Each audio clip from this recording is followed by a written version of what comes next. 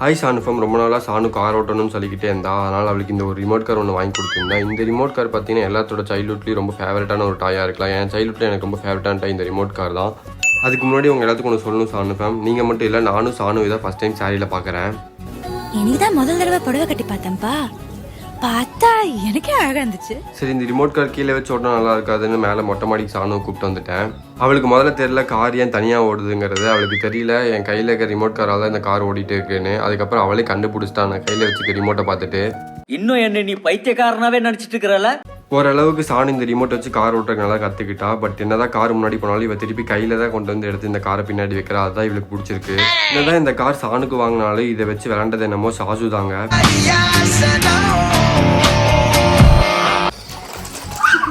யாரு இவன் யாரு கொம்பன்னு சிறப்பான ஆள் நீ.